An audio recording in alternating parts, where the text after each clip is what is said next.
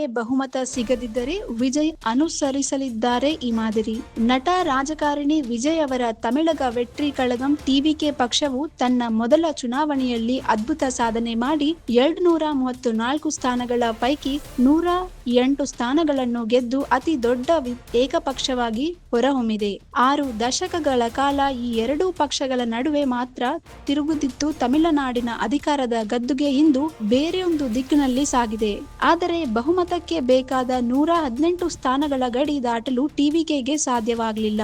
ಇದರಿಂದ ರಾಜ್ಯದಲ್ಲಿ ಅತಂತ್ರ ವಿಧಾನಸಭೆ ಸೃಷ್ಟಿಯಾಗಿದೆ. ಆದರೆ ಸರ್ಕಾರ ರಚಿಸಲು ಅಗತ್ಯವಾದ 118 ಸ್ಥಾನಗಳ ಬಹುಮತ ಗಡಿ ದಾಟಲು ಟಿವಿಕೆಗೆ ಇನ್ನು ಸುಮಾರು 10 ಸ್ಥಾನಗಳ ಕೊರತೆ ಇದೆ. ಈ ಪರಿಸ್ಥಿತಿಯಲ್ಲಿ ವಿಜಯ್ ಅವರ ಮುಂದೆ 2 ದಾರಿಗಳಿವೆ. ಮೈತ್ರಿ ಮಾಡಿಕೊಂಡು ಸರ್ಕಾರ ರಚಿಸುವುದು ಅಥವಾ ಕೇಜ್ರಿವಾಲ್ ಮಾದರಿಯಲ್ಲಿ ಹೋರಾಟದ ದಾರಿ ಆಯ್ಕೆ ಮಾಡಿಕೊಳ್ಳುವುದು. ಕಾಂಗ್ರೆಸ್, ವಿಸಿಕೆ ಮತ್ತು ಎಡಪಕ್ಷಗಳ ಬೆಂಬಲ ಪಡೆದ ಸರ್ಕಾರ ರಚಿಸುವ ಸಾಧ್ಯತೆ ಇದೆ. ಮಾತುಕತೆ ಈಗಾಗಲೇ ನಡೆಯುತ್ತಿದೆ ಎಂದು ತಿಳಿದು ಬಂದಿತ್ತು. ಆದರೆ ಮೈತ್ರಿ ಮಾತುಕತೆ ವಿಫಲವಾದರೆ ವಿಜಯ್ ಅರವಿಂದ್ ಕೇಜ್ರಿವಾಲ್ ಅವರ 2013ರಲ್ಲಿ ದೆಹಲಿ ಮಾದರಿಯನ್ನು ಅನುಸರಿಸಬಹುದು ಎಂದು ರಾಜಕೀಯ ವಿಶ್ಲೇಷಕರು ಅಭಿಪ್ರಾಯಪಡುತ್ತಾರೆ. 2013ರ ದೆಹಲಿ ಚುನಾವಣೆಯಲ್ಲಿ ಎಎಪಿ 28 ಸ್ಥಾನ ಗೆದ್ದು ಅತಿ ದೊಡ್ಡ ಶಕ್ತಿಯಾಯಿತು. ಆದರೆ ಬಹುಮತ ಸಿಗಲಿಲ್ಲ. ಅಧಿಕಾರಕ್ಕಾಗಿ ಯಾವುದೇ ಅನೈತಿಕ ಒಪ್ಪಂದ ಮಾಡಿಕೊಳ್ಳಿಲ್ಲ.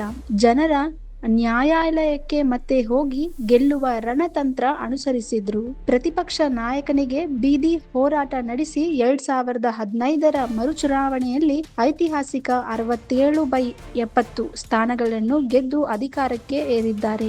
ಅದೇ ರೀತಿ ವಿಜಯ್ ಕೂಡ ಜನರ ಮನ್ನಣೆ ಗಳಿಸಿ ಮುಂದಿನ ಚುನಾವಣೆಯಲ್ಲಿ ಸಂಪೂರ್ಣ ಬಹುಮತ ಪಡೆಯುವ ಕನಸು ಕಾಣಬಹುದು.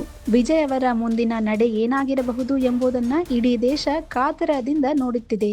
ಮೈತ್ರಿ ಸರ್ಕಾರ ರಚನೆಯಾದರೆ ವಿಜಯ್ ಮುಖ್ಯಮಂತ್ರಿ ಆಗಬಹುದು. ಇಲ್ಲವಾದರೆ 1 ವರ್ಷ ತಾಳ್ಮೆಯಿಂದ ಹೋರಾಡಿ ಮತ್ತೆ ಜನರ ಕೋರ್ಟಿಗೆ ಹೋಗಿ ಇತಿಹಾಸ ಸೃಷ್ಟಿಸಬಹುದು.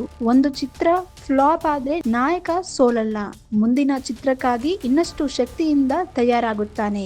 ಇದೇ ತತ್ವ ಇಂದು ವಿಜಯ್ ಅವರ ರಾಜಕೀಯ ಸಿದ್ಧಾಂತ ಆಗಿ ಮಾರ್ಪಡಬಹುದು. If you like this video ಬೇಗ ಲೈಕ್ ಮಾಡಿ, ಕಾಮೆಂಟ್ ಮಾಡಿ, ಶೇರ್ ಮಾಡಿ ಹಾಗೂ ಯೋಯೋ ಟಿವಿ ಕನ್ನಡವನ್ನು ಸಬ್ಸ್ಕ್ರೈಬ್ ಮಾಡಿ.